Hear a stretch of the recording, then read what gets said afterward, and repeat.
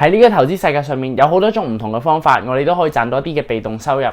而透過購買一啲派發股息嘅股票，亦都係一個唔錯去賺取一啲額外收入嘅方法，而同時亦都變得越嚟越普遍啦。賺取一啲額外嘅收入梗係好啦，但係有陣時一啲公司佢哋派嘅股息係可能隱藏住一啲陷阱，你唔知道㗎。佢哋嘅股息係唔安全，而且冇呢個可持續性。點解我會咁講呢？我將要同大家一一解釋。我哋即刻去片。大家好，我阿 Chat， 今日想同大家講嘅係一個股息嘅問題。我哋成日都聽股息，其實股息係啲乜嘢呢？股息其實就係一間公司為咗回饋投資者，佢哋會將一部分嘅淨收入去撥翻去俾投資者，作為佢哋持有呢隻股票嘅獎勵。好似可口可樂公司咁樣，佢哋依家做緊係3.47厘，亦即係透過持有可口可樂呢間公司，你每年就可以以股息嘅方法得到一個3.47厘嘅利息年回報。好多時有好多新嘅投資者，當佢哋購買一啲派發股息嘅股票嘅時候，佢哋純粹就會留意住呢間公司究竟派緊幾多利息呢？佢哋嘅股息收益率係幾多呢？問題就嚟啦。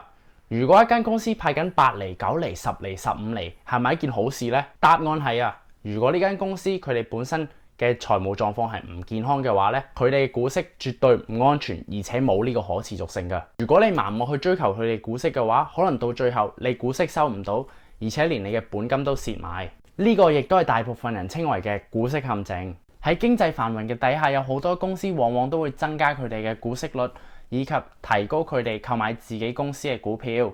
而喺疫情嘅影響下，有好多行業好似郵輪啊、航空業啊、汽車工業啊、零售業啊、飲食業啊等等等等，都係蝕緊好多嘅錢嘅。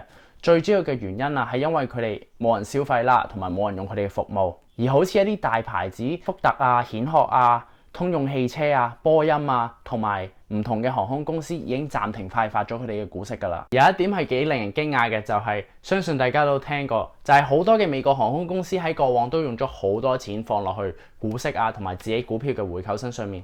如果今次唔係政府打救呢，喺疫情底下佢哋分分鐘都要破產嘅。如果當初佢哋嘅財務狀況唔係咁唔健康嘅話，佢哋就唔需要搞到依家咁禮計啦。喺咁多個例子上面咧，我最主要想帶出嘅就係，如果一間公司佢哋本身嘅財務狀況係唔健康嘅話咧，佢哋嘅股息係唔安全，而且冇呢個嘅可持續性嘅。最本末倒置嘅地方就係即使一間公司佢哋經歷緊一啲嘅財務困難，佢哋都會繼續派發佢哋股息㗎，因為佢哋知道如果佢哋一暫停派發佢哋股息咧，佢哋股價將會插水式咁大跌。呢個情況就同2008年嘅通用汽車好似啦。嗰陣時通用汽車即使佢哋要繼續借錢，佢哋都會繼續堅持咁派發佢哋嘅股息，因為佢哋知道如果佢哋唔派發股息嘅話咧，佢哋嘅投資者一定會癲晒。但係如果佢哋繼續派嘅話咧，啲人就會假設佢哋嘅財務狀況係好健康嘅。到佢哋08年佢哋要破產嘅時候咧，佢哋都堅持派緊佢哋嘅股息㗎。大家要記住一間公司嘅資金有好多唔同嘅用處㗎。你可以放翻落去自己公司作投資，又或者儲起佢作未雨綢繆嘅用處。但係如果股息係變咗一個最主要嘅重點嘅話咧，就證明咗呢間公司並唔識得用佢哋嘅資產啦。而依家我想講下一間公司有邊啲嘅基礎指標咧，可以話俾我哋聽，佢哋嘅股息究竟安全定唔安全呢？第一個指標咧就係派息率啦。派息率嘅意思就係透過比較一間公司嘅淨收入同埋佢哋發放嘅股息，去睇下佢哋每賺1蚊有幾多錢係放咗落股息嗰度嘅咧。我呢度有個例子係我認為呢間公司喺呢個經濟情況底下，佢哋嘅股息嘅可持續性係比較低，而且比較唔安全嘅。呢間公司就係 ExxonMobil 啦。ExxonMobil 係呢個全球其中一間最大嘅石油公司。ExxonMobil 呢間公司佢哋依家派緊嘅股息大概為8厘左右，係好高啊！但係我哋再睇翻個派息率，我哋就會見到佢哋依家嘅派息率為200%，即係佢哋每賺1蚊咧，就2蚊用咗喺股息上面噶啦。如果 ExxonMobil 呢間公司冇辦法攞得出更多嘅資金或者提高佢哋嘅收入嘅話咧，佢哋嘅股息嘅可持續性係好低嘅。一間公司嘅派息率正正就可以話到俾我哋聽，佢哋嘅股息究竟安唔安全。如果一間公司佢哋嘅派息率為少於100%嘅話，即係佢哋派嘅息少過佢哋賺嘅錢，咁就 OK 啦。如果係50到75% 嘅話，就值得留意啦。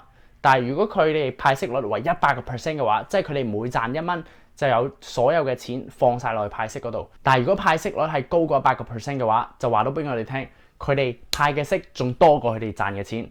咁我哋就知道佢哋呢個嘅可持續性高唔高啦。而第二點咧，就係呢間公司究竟佢哋本身有冇太多嘅債務喺身啦。一間公司嘅債務越多嘅時候就越有機會喺經濟困難嘅時候咧，去暫停派發佢哋嘅股息。而一個最有效去評價一間公司嘅債務嘅一個指標咧，就係叫做債務權益比率啦。而債務權益率嘅意思咧，就係透過比較一間公司嘅債務以及佢哋嘅淨資產進行一個比例。一個債務權益率比較高嘅公司咧，就證明咗佢哋嘅債務比資產多，亦即係同時證明咗咧，佢哋嘅財務狀況可能通常比較差啦，而相對地嘅風險亦都比較大嘅，因為佢哋冇辦法去還清一大部分嘅債務。而一間公司佢哋嘅負債權益率比較低嘅時候，就證明咗佢哋本身嘅財務狀況係比較強啦，佢哋唔需要去借大量嘅錢去幫佢哋公司成長，亦都同時證明咗喺一個困難嘅經濟情況下，佢哋都有辦法去令到佢哋自己本身嘅公司正常咁營運。呢個例子係講咗一個比較差嘅負債權益比率啦，就係美國聯合航空啦。我哋可以見到佢哋嘅負債權益比率大概為 2.3 左右。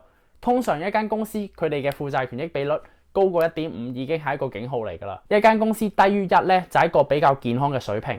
我哋亦都可以睇下 Facebook， 好似 Facebook 咁樣，佢哋嘅負債權益比率大概為 0.09， 呢個係喺行內最健康嘅其中一間公司之一，簡直係頭個 top 幾位嚟㗎。一間公司如果佢哋嘅負債權益比率係低於1嘅話就 OK， 低於 0.5 嘅話就已經係好㗎啦。如果係好似 Facebook 咁樣嘅話，簡直就係 fantastic。總括嚟講啊，如果你想購買一間派發股息嘅公司嘅股票嘅時候咧，你一定要知道佢嘅股息究竟安唔安全啦。而最好兩個指標咧，就係要睇下佢哋嘅派息率同埋佢哋嘅負債權益比率啦。因為呢兩個指標可以話到俾我哋聽，佢哋嘅股息究竟健唔健康、安唔安全呢？通常如果你見到一間公司佢哋派嘅股息率係好高嘅話，好多時佢哋呢間公司都係出咗一啲問題嘅。一個高嘅股息率唔代表咗呢間公司係一個好嘅投資項目。當你要投資有一間好嘅股息股票嘅時候，你最好就要留意下佢哋呢間公司本身佢哋嘅業務基礎好唔好呢？佢哋嘅現金流量健唔健康呢？